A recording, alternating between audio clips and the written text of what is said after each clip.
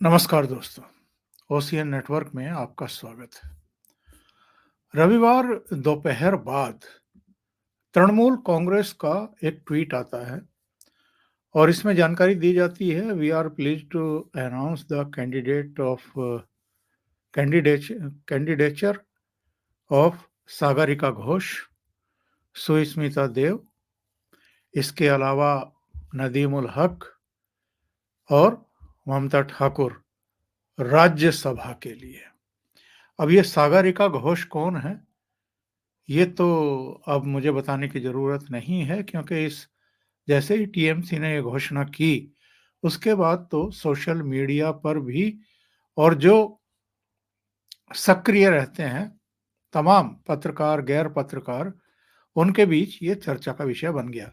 जैसे ही ये घोषणा हुई तो सागरिका घोष का भी एक ट्वीट आ गया और उन्होंने कहा कि ये जो मुझे सम्मान दिया जा रहा है, राज्यसभा के लिए जो मुझे नामित किया गया है, मैं इससे बहुत खुश हूँ और तमाम तरह की बातें उसमें ममता बनर्जी की भी तारीफ कर रही हैं। India's only women chief minister, my commitment to constitutional democratic values remain, मतलब तमाम तरह की बातें इन्होंने कहनी शुरू कर दी। अब मैं आपको सुनवाता हूं कि 12 साल पहले जब नरेंद्र मोदी गुजरात के मुख्यमंत्री थे, तब उन्होंने क्या कहा था। राजदीप सरदेसाई उनका इंटरव्यू लेने गए थे। संभवतः वो चुनाव प्रचार पर थे गुजरात विधानसभा के, और उन्हीं के विमान में ये सवार थे, उनसे इंटरव्यू ले रहे थे।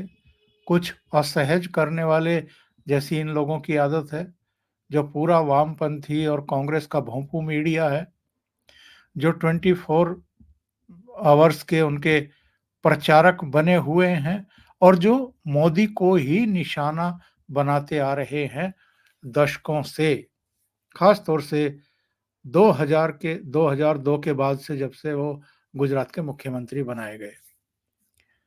इन्होंने कोई सवाल पूछा और नरेंद्र मोदी ने 12 साल पहले ही इसका ऐलान कर दिया था, जो अब हुआ है। राजदीप सरदेसाई को तो पद्मश्री जब मनमोहन सिंह की सरकार थी उसी समय मिल गई थी। कांग्रेस सरकार की और जो विपक्षी दलों के नेता हैं, जो पार्टियां हैं, उनकी सेवा करने का इनाम मिल गया था, क्योंकि एक पत्रकार के तौर पर तो वो कैसे हैं वो सब जानते हैं। निष्पक्ष तो वो हैं ही नहीं, तटस्थ तो वो हैं ही नहीं। वो हमेशा से मोदी का विरोध करते रहे और उसका इनाम उनको पद्मश्री के तौर पर मिला था। अब उनकी पत्नी सागरिका घोष को ममता बनर्जी ने टीएमसी के टिकट पर राज्यसभा भेजने का ऐलान कर दिया है। तो 12 साल पहले नरेंद्र मोदी ने क्या गलत कहा था, जरा सुनिए कि मोदी जी ने कहा क्या था। किस तरह से आप देखते हैं? मैं राजदीप सरदेसाई को शुभकामनाएं देता हूं कि वो पिछले 10 साल से इस मुद्दे के भरोसे जी रहे हैं। इसी मुद्दे के भरोसे सुनना पड़ेगा भाई जी, बिल्कुल। इसी मुद्दे के भरोसे उनकी रोजी रोटी चलती है जी। और मैंने सुना था कि मोदी को गाली देने वालों को राज्यसभा की सीट मिलती है, मोदी को गाली देने वालों को पद्मश्री मिलता है, पद्म भूषण मिलता है। तो मेरी राजदीप सरदेसाई को शुभकामना है कि आप अपना ये अभियान जारी रखिए और आप भी। राजदीप सरदेसाई को पहले ही पद्मश्री मिल चुकी है और उनकी पत्नी सागरिका घोष को अब ममता बनर्जी की ममता मिल गई है। उन्होंने उनको इनाम दिया है और राज्यसभा की सदस्यता दे दी है। कौन है सागरिका घोष? ये राजदीप की पत्नी है, ये तो मैंने बता ही दिया है। इसके अलावा इन्होंने इंदिरा गांधी पर भी एक पुस्तक लिखी हुई है, जिसमें इन्होंने इंदिरा गांधी को मोस्ट पावरफुल प्रधानमंत्री बताया था। Vajpayee India's most loved PM, एक इन्होंने ये भी लिखी थी, why I am a liberal. 2 उपन्यास इनके हैं। इसके अलावा इनका कुछ और परिचय भी है, वो मैं आपको बता देता हूं संक्षेप में, फिर हम आगे बढ़ेंगे और इनका दोगलापन उजागर करेंगे पति पत्नी का। सागरिका घोष के बारे में ये जानकारी है, 1964 में ये पैदा हुई थी 8 नवंबर को। भारतीय पत्रकार हैं, कॉलमिस्ट हैं, लेखिका हैं। She has been journalist since 1991 and has worked at the Times of India, Outlook, or Indian Express. She was a prime time anchor of BBC World, on Question Time India, and on the news network CNN IBN. CNN IBN में इनके पति यानी राजदीप सरदेसाई भी editor रहे हैं और ये भी वहां पर उनके साथ ही काम करती थी। अब मैं आपको बताता हूं कि इनका एक और भी परिचय है, और वो परिचय क्या है वो थोड़ा सा आपको और जरा जानकारी देगा इनके बारे में। एक भास्कर घोष हुए हैं IAS, Indian administration service 1960 batch के, और ये दूरदर्शन में डायरेक्टर जनरल भी रहे हैं। भास्कर घोष की ये बेटी हैं और जाहिर है राजदीप सरदेसाई ने इनसे शादी की है, तो राजदीप सरदेसाई भास्कर घोष के दामाद हैं। और मैंने देखा है गुजरात। मैं आपको एक क्लिप और सुनवाने से पहले थोड़ी सी जानकारी दे दूं। पहले प्रणव राय, जो एनडीटीवी बाद में उन्होंने खोला था, वो दूरदर्शन के लिए काम करते थे, उनके लिए कुछ प्रोग्राम वगैरह बनाते थे। उनकी टीम में कौन कौन थे ये आप सब जानते हैं।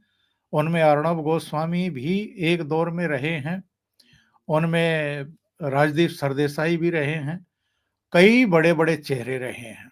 अब एनडीटीवी में तो सब किस विचारधारा से ओतप्रोत थे उस समय, वो मुझे बताने की आवश्यकता नहीं है।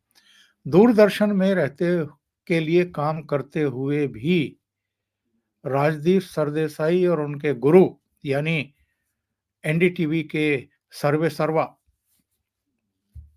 प्रणव राय पर क्या क्या आरोप लगे थे वो सब बाद में लंबी चौड़ी जांच बैठी थी।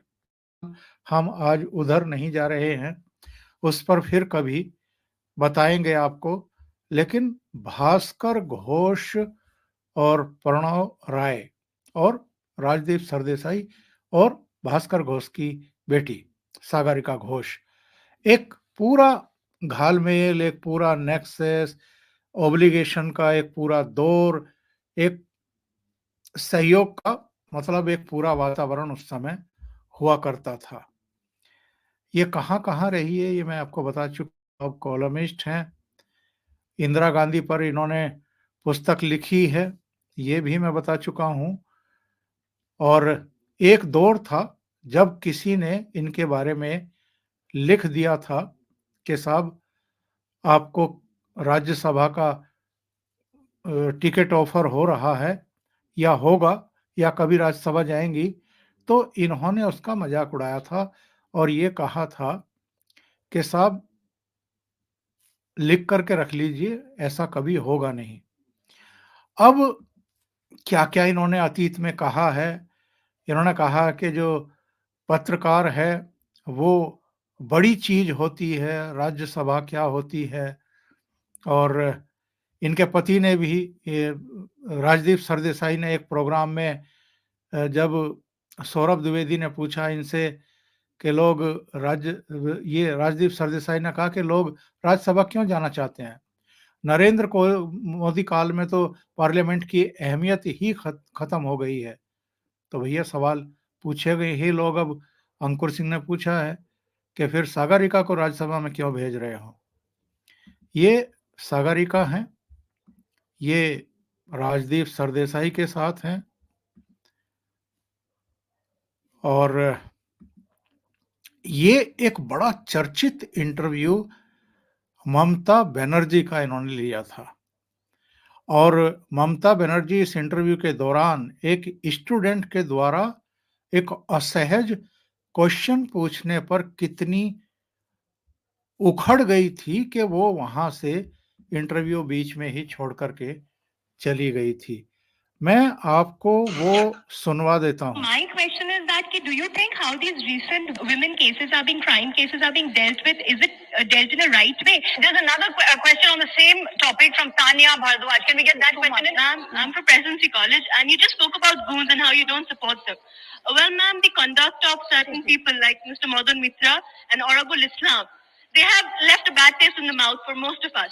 It has disturbed us, and people in power should be acting in a more responsible way, ma'am. I must tell you, you are a CPM cadre. This team, you only 50% here. Out of 50%, you tell me who are asking the question. There are so many things.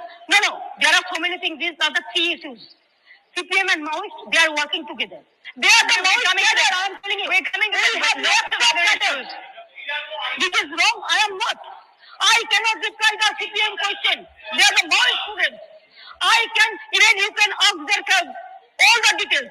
I am sure they are asking the Maoist question and the CPM question. They are the CPM cadre. I am not going to get any reply.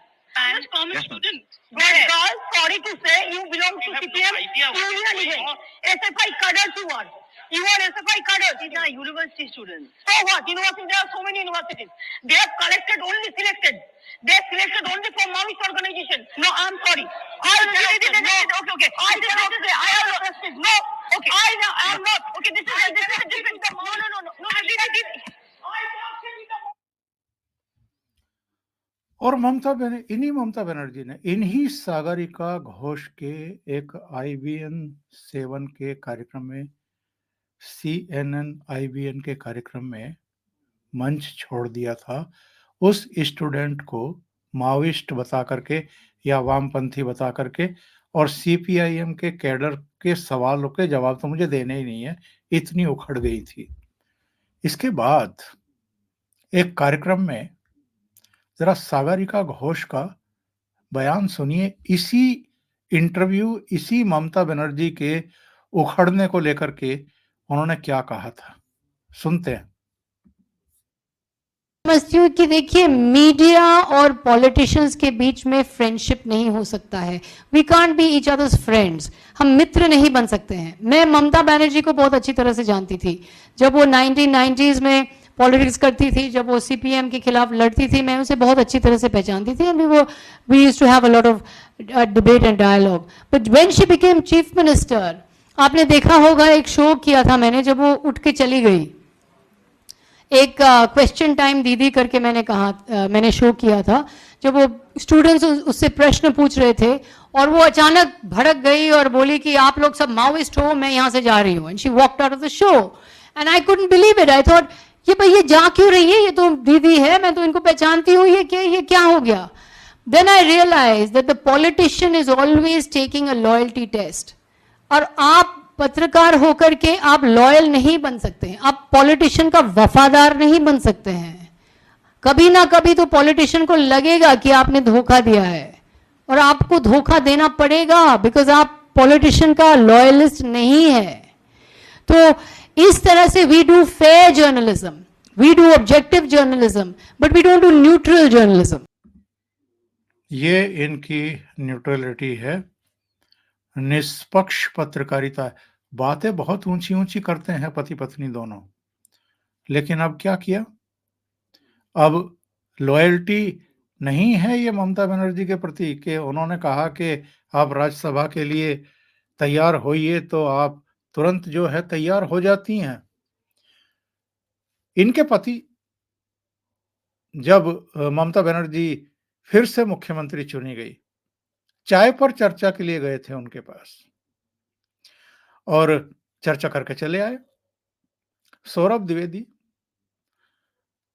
एक interview में इनसे पूछ रहे हैं कि जब आप ममता बनर्जी के यहाँ गए चाय पे चर्चा के लिए, तो आपने ममता बनर्जी से ये क्यों नहीं पूछा कि चुनावी जो हिंसा हुई है, जिसमें बीजेपी को टारगेट बनाया गया था, बीजेपी नेताओं कार्यकर्ताओं को टारगेट बनाया गया था, उस पर सवाल क्यों नहीं किया, या वहाँ जो रेप वगैरह की खबरें आ रही थी उस पर आपने सवाल क्यों नहीं किया। तो जरा सुनिए क्या कहा राजदीप सरदेसाई ने। चाहते हैं। नेताओं को लगता है कि शायद पत्रकार जो है वो राज्यसभा जाना चाहे, अपनी राजनीति में आना चाहे। जी जी। तो वो पूछते हैं, इसमें कोई दो राय नहीं। नेता कि आप राज्यसभा जाएंगे एक दिन, ये पूछना बहुत है। देखिए, मैं तो कहता हूं, मैं तो आश्चर्य हूं कि लोग राज्यसभा जाना क्यों चाहते हैं। एक जमाने में कम से कम राज्यसभा की एक अहमियत होती थी। नरेंद्र मोदी काल में पार्लियामेंट की कोई अहमियत नहीं रहेगी, तो राज्यसभा जाने में क्या है। ये खैर दूसरी क्लिप है, लेकिन इसमें भी आप देखिए, यहां भी नरेंद्र मोदी के खिलाफ बोल रहे हैं और कह रहे हैं कि राज्यसभा जाना ही क्यों चाहते हैं लोग। अरे भाई, आपकी पत्नी जा रही है, आपने पूछा नहीं उनसे कि आप राज्यसभा का ऑफर ममता बनर्जी का क्यों एक्सेप्ट कर रही हैं? जरूरत क्या है आपको राज्यसभा में जाने की? एक और क्लिप सुनिए, इसमें है वो। गुजरात में हो, मुंबई में 92-93 में हो, मुजफ्फरनगर में 2012 में हो, जब भी दंगे होते हैं हमें हमेशा स्टोरीज मिलते हैं रेप और गैंग रेप के। क्या वजह है कि आप यहां पर 3-4 पैनलिस्ट हैं। राजदीप सरदेसाई गुजरात का भी नाम ले रहे हैं, यूपी का नाम भी ले रहे हैं, दूसरे राज्यों का नाम भी ले रहे हैं, रेप को लेकर के, हिंसा को लेकर के, दूसरी चीजों को लेकर के। बंगाल का नाम नहीं ले रहे हैं। बंगाल को लेकर के और दीदी को लेकर के कितना सॉफ्ट कॉर्नर है, जरा सुनिए। एक दूसरे सज्जन हैं, वो भी एनडीटीवी में काम कर चुके हैं इनके साथ, वो इनको टोकते हैं कि आपने यूपी का तो नाम ले दिया, बंगाल का नाम क्यों नहीं लिया जब हिंसा की बात हो रही थी। तो देखिए कैसे सफाई दे रहे हैं। एक तरह से मुजफ्फरनगर 13 में।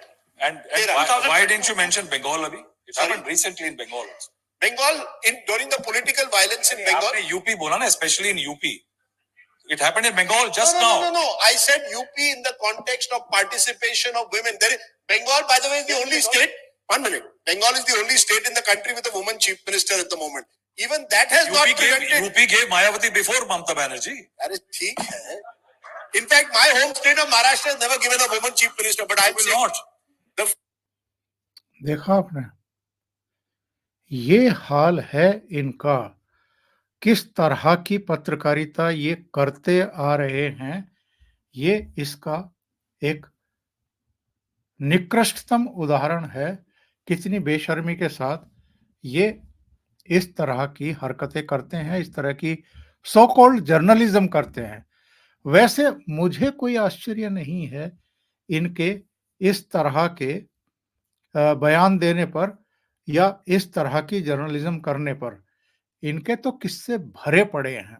इनके तो वीडियो सोशल मीडिया पर इतने तैर रहे हैं। प्रणब मुखर्जी ने इनको डांटा है, मुकेश अंबानी ने इनको डांटा है, इनकी बेइज्जती की है, सौरव गांगुली ने इनको डांटा है। ऐसे अनेक आपको वीडियो मिल जाएंगे जिसमें ये वो खिसियाते हुए दिखाई दे रहे हैं और लोगों की डांट इन पर पड़ी है। वो जो तथाकथित किसान आंदोलन हो रहा था, उस दौरान भी इन्होंने मोदी सरकार को और दिल्ली पुलिस को बदनाम करने की चेष्टा की थी। इन्होंने एक झूठा एसएमएस कर दिया था। एक किसान बहुत गलत तरीके से ट्रैक्टर को दौड़ा रहा था आईटीओ की तरफ और वहां पर वो ट्रैक्टर पलट गया, उसके नीचे उसका आकर के उसकी मौत हो गई थी। तो राजदीप सरदेसाई ने एक ट्वीट कर दिया कि साहब, पुलिस की गोली से एक किसान मारा गया। वो ऐसा ट्वीट था जो पूरे किसान आंदोलन को एक गलत मोड़ दे सकता था, हिंसा भड़क सकती थी, दिल्ली में भी और आसपास लगते सारे राज्यों में भी और पूरे देश में भी।